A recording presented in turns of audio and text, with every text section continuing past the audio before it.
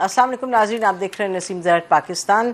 पाकिस्तान में सियासी ख़बरें रहती हैं और सियासी डेवलपमेंट्स होती रहती हैं, कभी कंट्रोवर्शियल, मोस्टली कंट्रोवर्शियल और conflicts and so on so fourth. लेकिन आज हम बात करेंगे कि ये जो सियासत है, इससे इसके पैराए में अगर आप देखें, जहाँ के एक यानी कि लड़ाई झगड़े होते हैं, कंपटीशन होती है, कॉन्टेस्टेशन होती है, इस सब में जो कुछ मेजर इश्यूज़ हैं दे गेट लॉस्ट, और वो इसी की जो सियासत है उसी की भीड़ चढ़ जाते हैं कि जो इशू का मेरिट है उस पर अमूमन बात होती नहीं है, और अगर होती भी है और शुरू भी होती है फिर ख़त्म हो जाती है। तो दो मामलात हैं नाज़रीन। एक तो NFC अवार्ड के हवाले से। NFC अवार्ड कहा जाता है 15 साल पहले एक डिटरमिन हुआ था और हर शायद 5 साल बाद नया आना चाहिए NFC अवार्ड। NFC अवार्ड जैसे आप जानते हैं, जो पैसा जमा करती है फेडरेशन, जो सेंटर जमा करते हैं, वो फिर किस तरह से बांटती है टू द प्रोविंसेस। अभी कल ही प्रेसिडेंट ऑफ पाकिस्तान ने एक NFC अवार्ड को रीविजिट करने के लिए एक कमेटी बनाई है। अब ये सवाल उठ रहा है, और इससे पहले एक्चुअली कि अवार्ड पर बात हो या कोई उसकी कमेटी अपना काम भी शुरू करे, तो कुछ सियासतदानों की इस पे कुछ रद्द अमल आ गए। सुनिएगा बिलावल भुट्टो साहब क्या कहते हैं।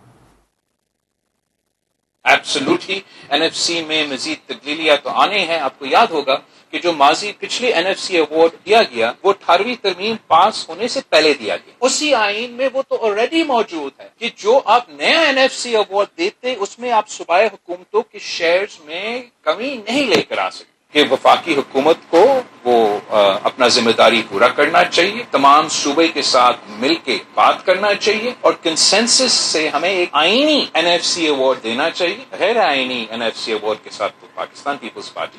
गंडापुर साहब का क्या कमेंट था इस पे, सुन लीजिएगा। जब लास्ट NFC हुई, उसके बाद दोबारा किसी ने जहमत नहीं की कि दोबारा की जाए, और हमारा तो इतना बड़ा राइट था उसके अंदर। तो एक ऑर्डिनेंस हो रहा है, गैर आईनी ऑर्डिनेंस किया जा रहा है बार बार, और NFC रिवाइज नहीं हो रही। और अब इस वक्त जो हमारा मुतालबा है वो ये है कि ये NFC को रिवाइज करना चाहिए।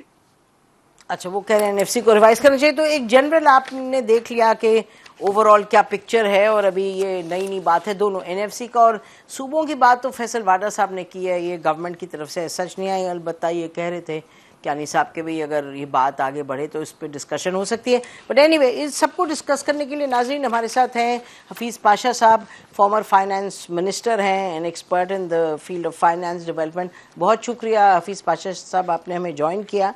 हमारे साथ स्टूडियो में हैं दानियाल अजीज़ साहब, senior politician, farmer federal minister for privatisation. लेकिन उससे बढ़ के मेरा ख्याल है कि हम जिस हवाले से दानियाल अजीज़ साहब को जानते हैं, और I mean his expertise well established, वो गवर्नेंस में है और लोकल गवर्नमेंट में खास। Pleasure to have you on the show Daniyal. और ज़ुबैर साहब हैं, former governor of Sindh, he needs no introduction. Mohammad Zubair sahab privatization को भी हिट कर चुके हैं, गवर्नर भी रह चुके हैं, और इन मामलात पर उनकी भी बड़ी गहरी नज़र है।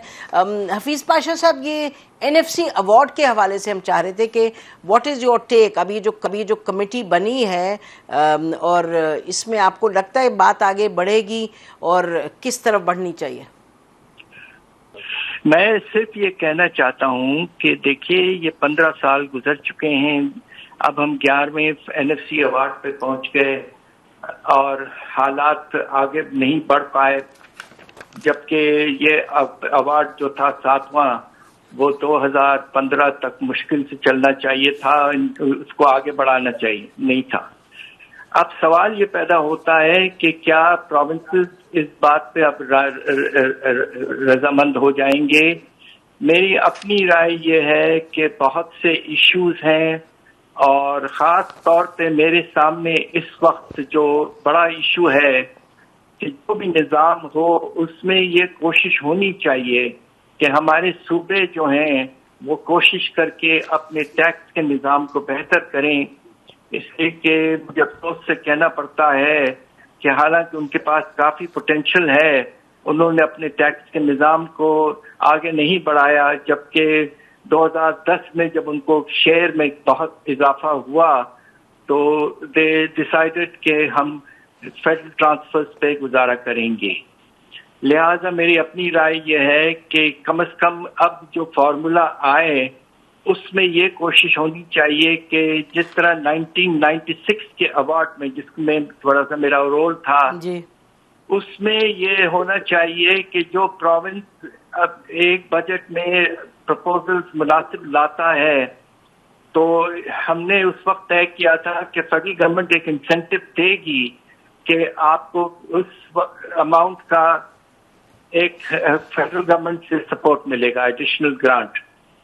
तो ये निज़ाम की इसलिए ज़रूरत है कि पाकिस्तान का टैक्स टू जीडीपी रेशियो अभी भी बहुत कम है, और हैरत अंगेज बात यह है कि प्रोविंसेस का जो रेशियो है वो 1% भी नहीं है।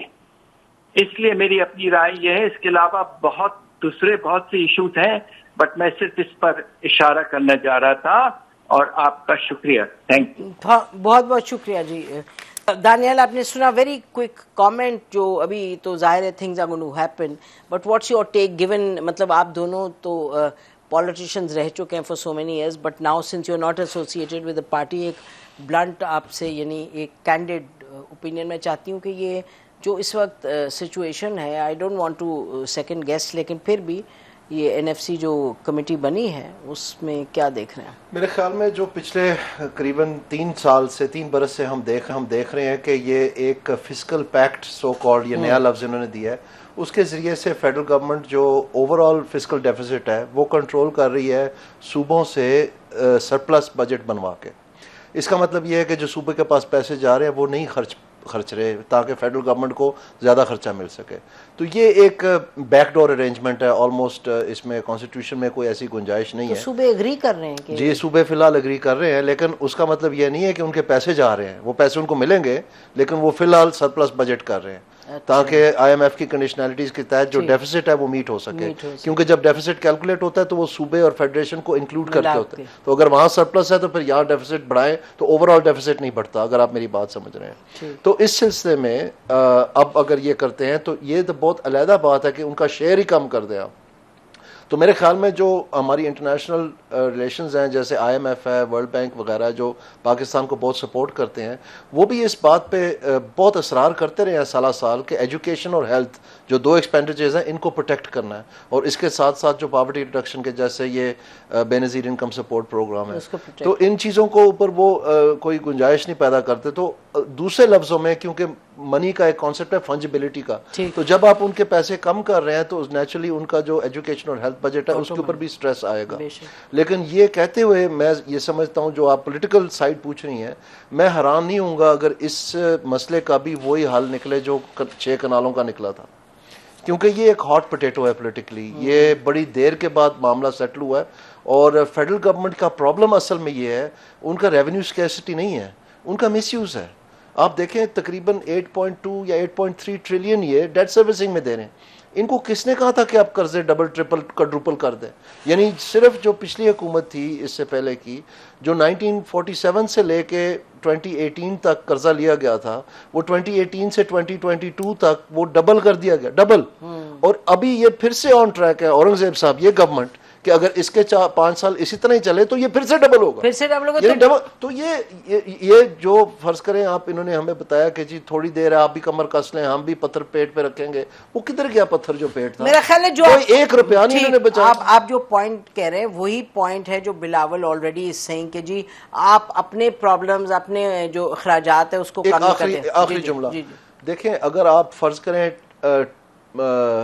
10% भी काट देते हैं प्रोविंशियल शेयर, यानी अभी अगर ये 55.5 57.5 है तो आप 47.5 पे लेते हैं, कितने पैसे आपको मिल जाएंगे? Not more than 1.5 trillion.